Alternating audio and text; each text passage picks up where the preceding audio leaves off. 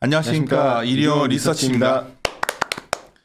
조알모 PD가 전체적으로 이리온 리서치를 좀 재편을 고민하고 있고, 그때까지는 일단 기존 방식대로 일단 좀 더 녹음을 할 계획입니다.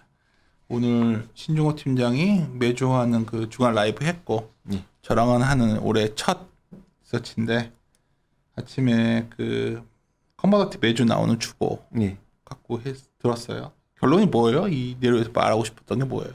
결론은 셰일 기업들은 증산을 하려 한다. 올해 드디어 본격적으로 증산을 하려 한다. 하지만 유가 빠진다는 얘기예요? 예, 그렇지만 바이든도 바이든 문제가 있지만은 바이든을 의식하고 있는 월가 때문에 증산이 굉장히 좀 더디게 이루어지고 있다라는 점이 강조가 됐다라 볼 수가 있겠고요. 어려운데 이럴 수도 있고 저럴 수도 있다 같은데. 그러니까 기본적으로 방향성은 증산인데 아무래도 근데 이걸 갖다 예상을 못했던 건 아니에요. 근데 그러한 부분 이제 월가에서 투자가 아무래도 좀 바이든을 의식해서 정치적 이슈 때문에 좀 투자가 좀 꺼려지는 그러한 부분들이 있다 보니까 셰일들의 증산이 예상보다는 계속 좀 딜레이되고 있다라는 그런 부분을 갖다 확인할 수 있었다라 볼 수가 있겠고요.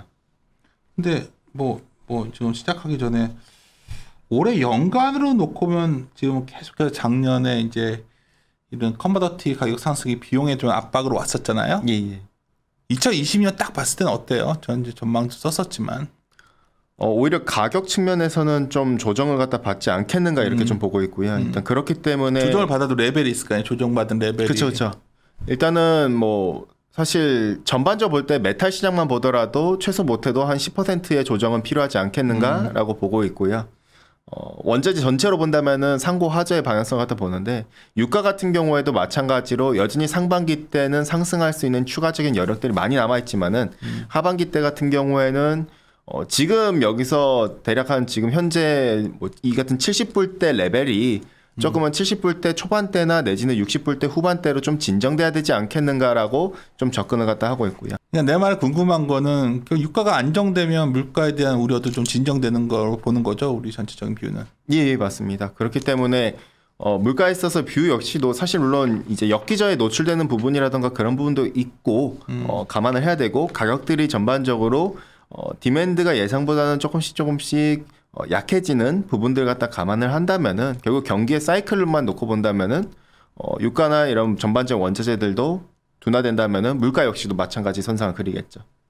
봅시다. 했던 얘기 좀 더 들어봐야 좀 더 내가 머리가 선명해질 것 같은데. 예. 자료 갖고 얘기 좀 할까요? 네, 몇 페이지 볼까요? 예, 페이지는 3페이지로 봐주시면 될 것 같고요. 이번에는 서베이를 통해 셰일 기업들의 의중 엿보기를 갖다가 제가 정리를 했는데, 물론 제가 매년 초 때마다 항상 이렇게 좀 정리를 합니다. 이게 뭐냐면은, 미국의 주요 에너지 산업지대인 이제 좀 댈러스 지방 연준에서 정리하는 서베이라고 봐주시면 될 것 같고요. 댈러스가 텍사스인가요? 예, 그쪽 지역이라고 봐주시면 될 것 같고요. 그쪽 연준에서 데이터를 좀 의미 있게 보죠. 서베이를 갖다 좀 많이 정리를 하는데 거기서는 이렇게 분기별로 해가지고 서베이를 갖다가 합니다. 그래서 미국의 에너지 기업들은 E&P 기업이라던가 이런 기업들을 갖다가 전반적으로 서베이를 정리를 하는데 이번에 서베이에서는 조금 유의미한 부분들이 많아요. 즉 그림 1번에서도 보시는 것처럼 서베이 첫 번째로는 귀사의 2022년 캐펙스 투자에 대해서 어떻게 보느냐를 봤었을 때 대부분의 기업들이 대략 한 77.5%가 올해는 캐펙스 투자를 갖다 확대할 것이다. 그러네. 그리고 그림 2번에서 보시는 것처럼 대부분의 기업들이 올해에 있어서의 귀사의 목표가 사업 목표가 증산이라고 얘기를 했어요.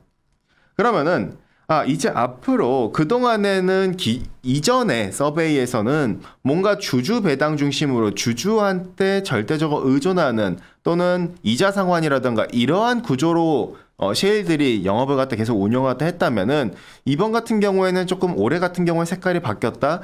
이번 서베이에서 그 같은 색깔이 바뀐 내용들이 좀 많이 넣어졌었다라고 볼 수가 있겠고요. 그러면은 왜 셰일들이 이렇게 기존의 스탠스에서 좀 변화를 갖다가 추구를 하느냐 봤었을 때 저희는 지난 연간 전망에서도 말씀드린 바 있었지만은 페이지 4페이지 바로 옆 페이지에 봐주시면은 결국 불가피한 선택이었다라고 저희는 보고 있습니다. 그게 무슨 말이냐? 셰일 기업들은 영세한 기업들이 대부분 좀 많은 비중을 다 차지하는데 이들 기업들 같은 경우에는 원월물을 갖다 일일이 해지하는 즉 콘텐고 시장에서 기존에 이제 투자를 확대하고 증산하는 그 같은 구조로 형성돼 있습니다. 그런데 그동안에는 급격한 백오데이션이다 보니까 DUC, 즉 미완결 유정을 통해서 단기에 원유를 갖다 빨리 조달할 수 있는 미완결 유정을 통해서 셰일 기업들은 매출을 일으키고, 근데 이거 같은 경우에는 뭔가 증산이 아니라 기존의 원유를 유지시켰던 거거든요. 유지하면서 그 벌었던 수익의 대부분을 주주한테 배당으로 줬었던 구조였었던 거죠. 그런데 그림 옆에 4번을 봐주시면은 지금 미국 내에서도 논란이 많습니다. 즉 지금 EIA에서 이 미완결 유정을 갖다 계속 데이터를 발표를 하는데 EIA에서 발표한 것보다 실제로 미완결 유정이 더 낮을 수 있다, 더 적을 수 있다라고. 미완결 유정이죠? 맞습니다. 더 낮을 수 있다라고 얘기들이 많이 나오고 있다라는 사실이죠. 그렇기 때문에 저희는 가용할 수 있는 DUC, 즉 24개월 이전에 시추가 됐었을 때는 이전에 시추가 된 것들은 채산성이 낮아지기 때문에 이들을 배제하고 그 이후에 애들을 갖다가 좀 따로 추려서, 즉 가용 DUC를 갖다 추산한 결과 대략 한 2천여 개밖에 남지 않았다는 걸 확인할 수가 있었고, 이러한 것들은 작년에 미완결 유정의 감소 속도가 굉장히 가팔랐는데 그 같은 속도가 올해에도 계속된다면은 올해 상반기 중에 셰일 기업들은 산유량이 오히려 감산이 불가피한 형국이 되지 않겠는가라고 볼 수가 있겠고요. 이걸 잘 알고 있기 때문에 셰일 기업들은 더 이상의 주주 배당 중심보다는 이제는 투자 확대로 쏠림이 이제 나타나고 있는 게 아닌가라고 볼 수가 있겠고, 그렇기 때문에 지난해 11월 초 때 BP라던가 엑슨모빌이 미국 쪽에서 셰일에 대한 투자 캐펙스를 갖다 더 확대하겠다라고 메시지들이 나온 게 아닌가. 이번 서베이에서도 이 같은 불가피한 현실을 갖다 감안을 해서 더 이상 주주 배당 중심보다는 이제는 좀 불가피하게 투자 확대해가지고 산유랑 갖다 증산할 수 있는 그 구조로 환경을 만드는 게 아닌가, 이렇게 볼 수가 있겠고요. 다만 셰일 기업들의 귀환은 방향성은 맞지만은 그 귀환에 있어서 조금 더디게 이루어지는 부분들이 없지 않아 있습니다. 당초에 저희가 예상한 대로 결국에는 바이든 때문이라 볼 수가 있겠는데요. 바이든이 우리가 알다시피 친환경을 많이 외칩니다. 뭐 탈석탄, 뭐 탈화석 연료 막 이런 거 갖다가 얘기를 하는데, 근데 이제 바이든의 그 규제 때문에 셰일들이 증산을 못 하고 있는 게 아니라 그동안에 가장 큰 문제였던 원인은 이번 서베이에서 나타났지만은 바로 월가들이었다라고 좀 지적이 나왔습니다. 그림 5번에 제가 그 서베이에서 코멘트를 갖다가 내용을 캡처해가지고 넣어놨는데요. 간단하게 무슨 내용이 있느냐? 바이든, 즉 미국의 행정부가 걸림돌인데 지금 월가나 이 은행들이 바이든 행정부를 갖다 의식을 해서 정치적 모험을 갖다 하기가 어렵기 때문에 셰일 기업들이나 E&P 기업들이 실적이 작년에 좋았음에도 불구하고 투자에 있어서 굉장히 미온적이고, 이들에 대해서 대출 역시도 이들에 대해서 굉장히 좀 미온적으로 하다 보니 공급이 좀 다소 예상보다는 지연되고 있다라는 식의 지적들이 나왔다는 것이죠. 이러한 부분은 공급에도 도움이 되지 않고 지급 수급 상황을 갖다 개선시키는데도 도움이 되지 않고 가격 역시도 한 번 더 튀어오를 수 있다라는 우려, 즉 경계를 갖다 하고 있었다. 이번 코멘트를 통해서 셰일들은 사실 지금 나타난 현상들, 그리고 지난해 하반기 때 나타났었던 유가의 현상들이라던가 이런 것들을 갖다가 지적을 하면서도 자기들은 증산하려 하지만은 이 같은 여건이 좀 있다 보니, 안 좋은 여건이 있다 보니 굉장히 더디게 이루어질 수밖에 없다라는 점을 지적하고 있다라고 봐주시면 될 것 같고요. 네, 궁금한 게 미완결 유정이 결국 되게 줄어들면 좀 생산량이 준다는 거 아닌가? 그렇죠. 그러니까 미완결 유정은 결국에는 시추를 한 다음에 원유를 갖다가 뽑지 않은 상태예요. 그러니까 그걸 미완결 유정이라는데, 근데 지금처럼 유가가 높을 때는 미완결 유정으로 원유를 조달하면 굳이 시추를 안 해도 1개월에서 1.5개월밖에 안 되는 시간 안에 단기간에 원유를 조달할 수 있죠. 근데 지금처럼 미완결 유정이 이렇게 더 낮은 상태고 작년만큼 가파른 속도로 더 감소해 버린다면은 셰일들은 이제는 지금의 산유량을 유지하고 있는데 이걸 유지하기가 더 어려울 수가 있다고 볼 수가 있겠죠. 캐펙스 투자해서 개발을 해야 된다는 거죠. 그렇죠. 불가피하게 캐펙스를 더욱더 투자할 수밖에 없다라고 볼 수가 있겠고요. 뭐 요새 계속 나오는 게 환경 이슈가 갈수록 심해지잖아요. 그렇죠. 뭐 ESG나 미국에 저렇게 막 태풍이 불었다가 막 눈이 왔다가 저 난리인데 그 여론상 이 기업들이 막 추가 투자하고 이런 거에서 호의적일까요?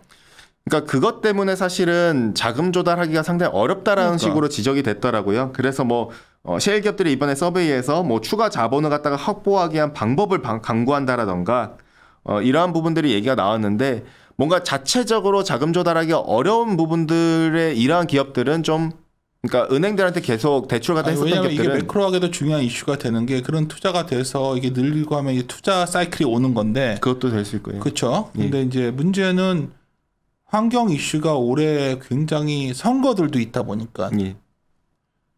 강력한 어떤 그러한 논쟁의 어떤 이슈의 중심이 될 것 같은데 그렇게 이게 부족해졌으니까 투자가 늘고 자연스럽게 스무디하게 넘어갈까요? 일단 여론이 안 좋을 것 같은데. 일단 근데 이제 자체적으로 자금 조달이 가능한 기업들 같은 경우에는 투자를 확대한다고 이미 발표가 된 상태고요.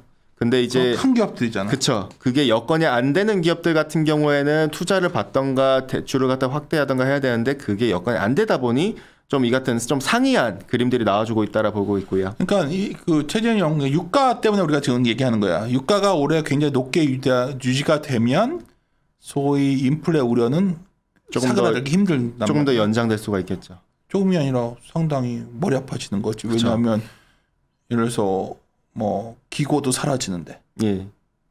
원래는 내려가는 게 정상 아니에요? 정상이죠. 지금 상황에서는. 내려가는 게 정상으로 다 우리가 데이터가 먹고 예측할 텐데 컨선이고 지금 예.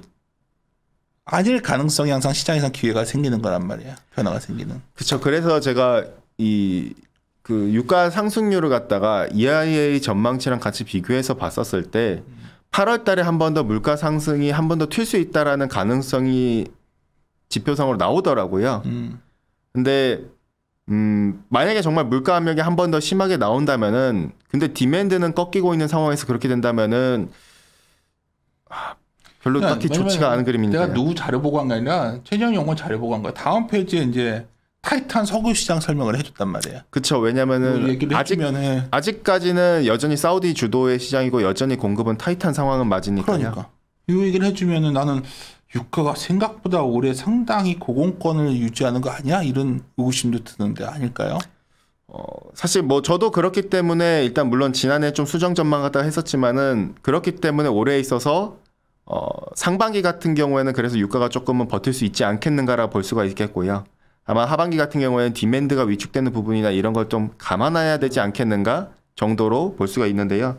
물론 이제 전망치 같은 경우에는 추후에 조금 더 가격 자체가 내려갈 수 있는 가능성을 제가 일단 열어놨지만은 현재까지 기준으로 전망을 갖다 제가 열어놨을 때는 상반기 같은 경우에 높은 수준 레벨이 분명히 유효하다라고 볼 수가 있겠고요. 오케이. 석유 시장 자체 좀 얘기합시다. 그러면. 예, 지금 지금 현재의 석유 시장을 갖다 놓고 봤었을 때 어쨌든 셰일 기업들이 당장 투자는 확대하겠다 했는데 당장 뭔가 귀환하기에는 그 귀환의 속도 역시도 상당히 좀 지연되고 있습니다. 그럼 지금 상황은 분명 여전히 타이트하다는 사실인데 그 같은 사실의 이유는 근거는 크게 세 가지입니다. 수급이 타이트한 이유. 첫 번째, 결국에는 오펙 플러스의 생산성 자체가 상당히 낮아졌다는 점이 저는 그 큰 문제점이라고 볼 수가 있겠고요. 그림 6번에서 보시는 것처럼 일단은 오펙 플러스는 올해 9월까지 증산하겠다는 즉 공급의 정상화를 하겠다라는 계획입니다. 그 계획을 갖고 있긴 한데 매월 40만 bpd씩 공급을 갖다가 조금 더 감소한 규모를 줄여나가는 과정이죠.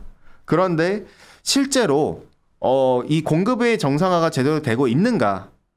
그림 7번과 그림 8번을 갖다 봐주시면은 물론 이거는 11월 달 거를 갖다가 제가 확인했지만은 여전히 생산성이 낮아진 국가가 확인이 됐다는 사실입니다. 여전히 증산에 실패한 국가들.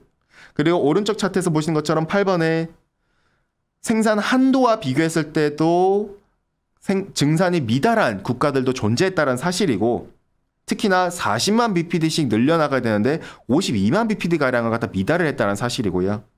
이거는 11월 기준이고 12월 달 같은 경우는 더욱더 심각했습니다. 밑에 봐주시면은 리비아 리스크 역시도 상당히 심각하게 작용했다라 볼 수가 있겠고요. 일단은 첫 번째 말씀드릴 분 감산을 갖다 하고 있는 국가 중에 나이지리아나 이 같은 국가들이 증산에 불발했다라는 점, 즉 불가항력 상태가 돼버렸다는 점 역시도 12월 달에 공급이 상대적으로 낮을 수 있다라는 점, 그리고 밑에 하단에 리비아 역시 정치 리스크를 갖고 있다라는 점. 리비아 같은 경우에는 12월 달에 원래는 대선을 갖다 열려야 되지만은 자국 내 정치적인 불확실성이라던가 내지는 이 같은 문제들이 때문에 대선이 연기가 돼버렸습니다. 이 같은 대선 연기 때문에 또 한 번 더 불확실성을 자극했다. 내부적으로는 아무래도 중앙정부의 무정부 상태가 계속 장기화되다 보니까 중앙정부의 권한 자체가 굉장히 좀 여전히 낮은 상태로 유지되다 보니까 정치 리스크 이외의 문제들, 무력단체 간의 충돌이라든가 이 같은 문제들까지도 발생했다 보니 불강력 상태가 노출이 돼버렸다라 볼 수가 있겠고요. 결과적으로 이러한 부분들은 공급 측면에서 여전히 타이트한 부분을 갖다가 노출됐다는 부분이겠고, 어쨌든 오펙 플러스 같은 경우에는 이제 내일 오펙 플러스 회의가 할 텐데 증산을 갖다 한다 하더라도 지금과 같은 공급 상황을 갖다 감안했었을 때는 단계적인 감산 중단 조치가 유지된다 하더라도 공급의 가시적인 효과는 여전히 제한적이라 볼 수가 있겠고요. 오페크에서 뭐 컨선 이상의 범위 벗어날 것 같지는 않죠. 크게 벗어날 것 같지는 않고요. 일단은 오펙은 여전히 자기들의 기존 스탠스대로 40만씩 계속 늘려나갈 텐데 문제는 늘려나간다 하더라도 생산성이 낮아진, 즉 장기화, 이제 감산을 갖다 너무 오랫동안 해버리고 거기다가 캐펙스 투자도 계속 낮은 상태로 유지했다 보니까 아무래도 공급에 대해서 생산 능력이 떨어진 국가들이 계속 노출됐다 보니까요. 40만 원 계속 늘려나가도 이걸 미달하고 있는 국가들이 나타나니까요. 근데 증산들이 잘 안 되잖아 지금.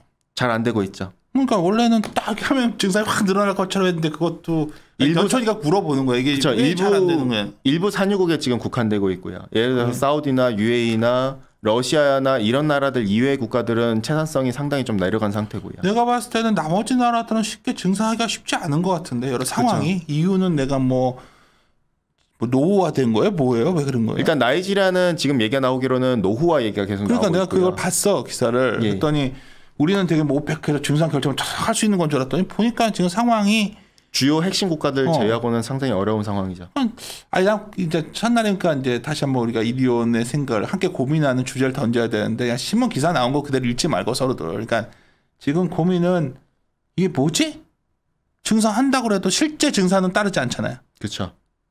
따르지 않다기보다는 그러니까 그만큼 안 되고 있죠. 안 되고 있잖아. 예. 우리는 뭐 증산하면 당장 유가 팍 빠질 것처럼 얘기했는데 그것도 아니니까 질문 덜리가 궁금해서.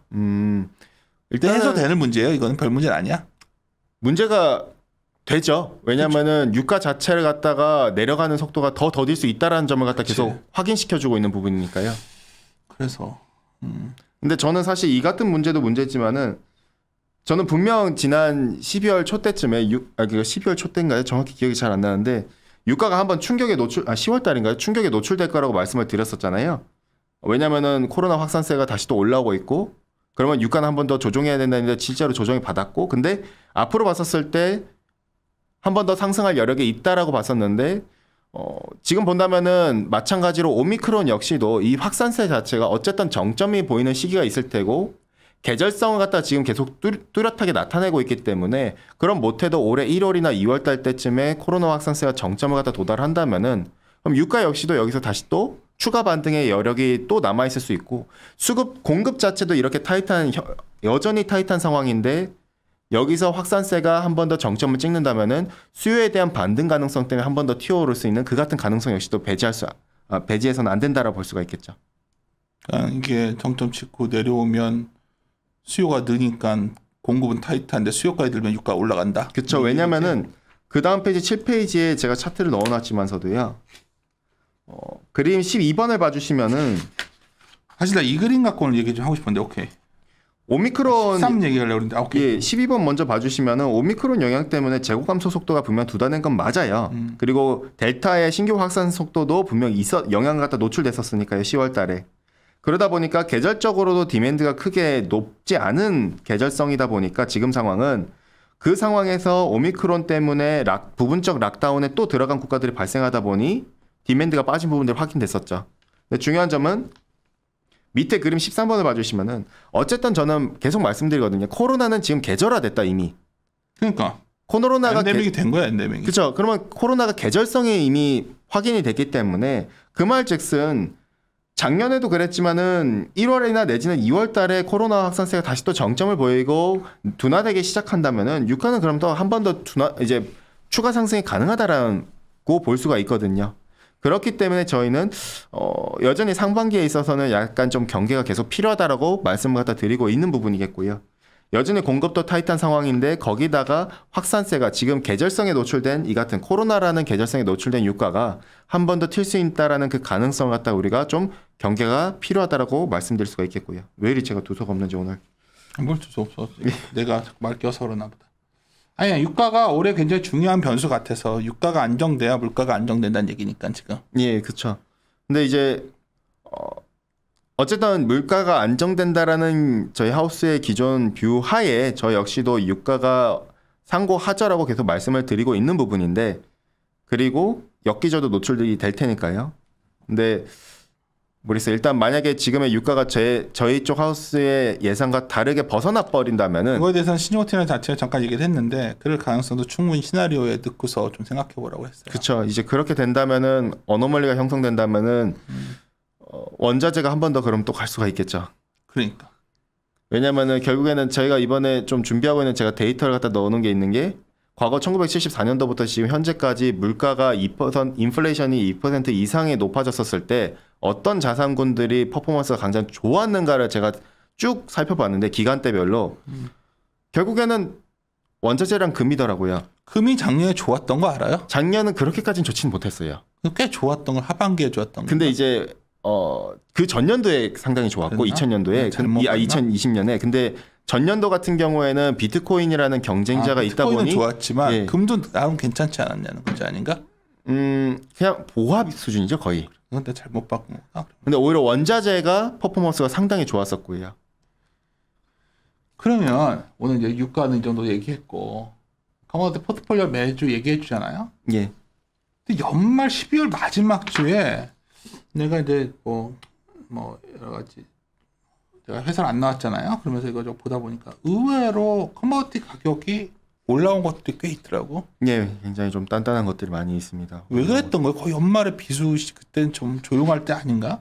연말에 반등했었던 이유들을 갖다 찾아본다면은 물론 이제 수급 상황을 놓고 봤었을 때는 상당히 좀 한산했었어요. 거래 자체도 그렇고. 근데 결국 달러가 한번 위축됐었던 부분들이라던가 WHO에서 낙관적인 전망을 갖다가 한 번 더 얘기를 갖다 메시지를 갖다 전달해줬고 이러한 부분들이 원자재 측면에서도 긍정적으로 작용했었고 더불어서 개별 원자재별로 호재들이 많이 나왔었거든요. 가격 측면에서는. 어떤 게 있었죠? 예를 들어서 에너지 섹터 같은 경우는 앞서 언급드렸겠지만은 리비아라던가 나이지리아라던가 에콰도르라던가 이러한 국가들 또는 멕시코에서는 수출을 갖다 제한한다라는 얘기들이라던가 이러한 부분들이 가격단에서 플러스로 작용했다라 볼 수가 있겠고요. 메탈 같은 경우에는 중국 쪽에서 부양책을 갖다가 조금 더 가시화되지 않겠는가라는 그 기대감들이 좀 더 반영됐다라 볼 수가 있겠습니다. 그래서 약간 조금 더 긍정적인 얘기들이 연말에 한 번 더 추가로 반등할 수 있는 그 그림들이 나와줬었다라 볼 수가 있겠고요. 그래요. 오늘 제가 중간중간 궁금한 거 물어봐서 양껏 얘기 못했을 것 같아요. 여하튼 딱 1월 시작하는 때 올해 딱 느끼는 거는 중국이 매우 중요할 것 같고 중국이 정말 중요할 것 같습니다. 그리고 두 번째는 커머디티 가격이 컨선을 범위 내에 있을까? 컨선을 벗어날까도 되게 중요한 애 같거든요. 그냥 지금 촉으로 어때? 그냥 이런 매널스타트 이런 질문하면 참 마바라의 극치인데. 저는 근데 항상 어노멀리를 좋아해요. 그래서 제가 작년 말인가 이제 저희 팀 내에서 그 얘기를 한 적이 있거든요. 만약에 지금 저는 근데 이제 좀 그 리스크의 키를 유가도 그렇지만 리스크의 키를 약간 좀 밀가루로 보고 있거든요. 밀가루? 어노멀리로 본다면은. 그래? 와, 역시 젊은 사람들 말을 들어야 된다는 게 오케이. 근데 이제 이게 막 확정적이고 그런 건 아니고요. 어쨌든 지금 소맥이 그 수확 시즌을 앞두고 있거든요. 올해 상반기에 이제 수확에 들어갈 텐데.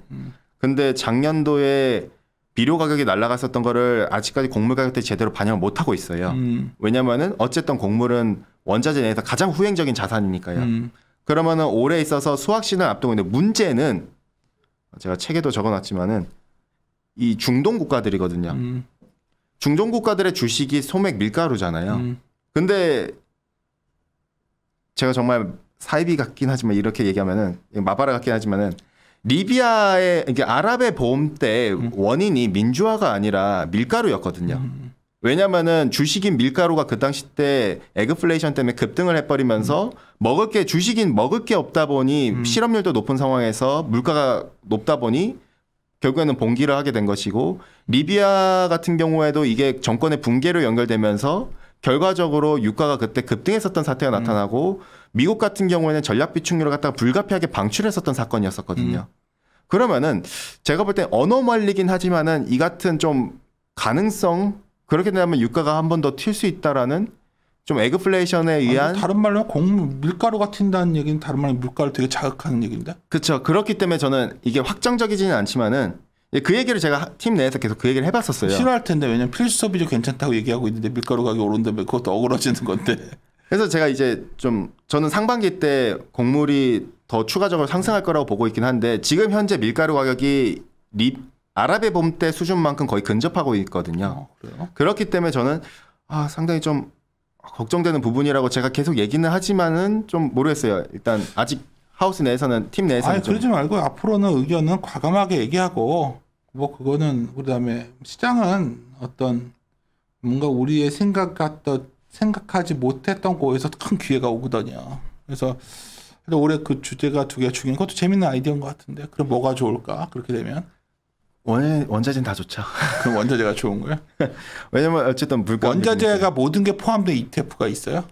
많이 있죠. 그러니까 주식형도 있을 테고, 파생형은 아무래도 막 콘텐고나 이런 걸 신경 쓰시는 부분들이 많다 보니까 주식형도 있을 테고요. 아니면 해지할 수 있는 파생형이지만 해지가 가능한 이런 원자재들 ETF들도 있습니다. 그 중에 뭐가 있는데 하나 소개해줘요, 연촌대. 그것도 정확히 XOP라던가 원유단에서는, 그다음에 하나는 제가 해지가 가능한 원유 ETF인데 이게 정확히 기억이 잘 안 나가지고 티커가.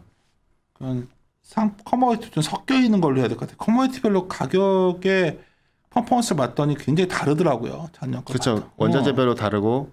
근데 이제 잘못 골랐다 뭐 이건. 근데 이제 제가 알기로 어쨌든 원자재 벤치마크 지수 자체가, 제가 여기에 포트폴리오 갖다 항상 넣어놓지만은, 벤치마크 지수 같은 경우에는 원유에 대한 편중도가 원체 많아요. 에너지에 대한. 그러다 보니까 제가 여기에 자체적인 포트폴리오를 제시해서 말씀을 드리는데, 그 같은 부분도 감안해가지고 들어가야 되거든요. 즉 예를 들어서 에너지가 충격을 받으면은 벤치마크 지수가 하락폭이 더 클 수가 있는 그런 부분들도 있기 때문에 그것도 감안을 하면서 접근해야 될 테고요. 그래, 오늘 첫날인데 나도 며칠 동안 좀 시장에 떨어져 있었고 그냥 뉴스에도 좀 떨어져서 살았더니 궁금한 게 많아서 오늘 좀 중언부언하게 만든 것 같은데, 하여튼 올해 굉장히 중요하다는 거예요. 지금 왜냐면 시장은 컨선이 되게 확고하고, 뭐 지수의 컨선이 중요한 게 아닌 해 같아. 올해는 지수가 아니라 인플레가 좋은 인플레냐 나쁜 인플레냐에 대한 고민인데, 그 중심점에 그걸 코스트가 있고, 코스트에는 커머디티가 있는 것 같단 말이에요. 지금. 네. 그럼 그 가격 전가를 하면 좋다니, 그게 얼마나 곤란하기 힘든 줄 알죠? 가격 전가 잘하는 기업 곤란하기가.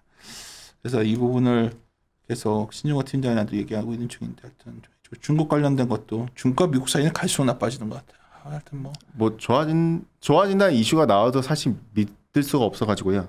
그러니까 둘이 전화만 하면 쌈질하는 것 같아요. 지금 뭐 러시아도 그렇고. 알겠습니다. 이쪽에서 마무리 짓고 할 때 유가는 아직은 당분간 더 단단할 것 같다. 예. 오케이. 그럼 물가도 잘 안정 안 된다는 얘기네. 뭐 뷰 자체는 일단 안정화를 말씀을 드리지만, 그렇지. 다른 말로 하면 물가 안정하지 못하면 아마도 글로벌한 통화정책 기관들이 요새 QT 얘기까지 나오더라고. 예. 그러니까 그 작년 말부터 나오지 않았습니까? 나왔는데 점점 더 나오는 것 같아. 오케이, 마무리 짓도록 합시다. 올해도 잘 부탁드리고, 잘 부탁드립니다. 파이팅 합시다. 함께 고민하시죠.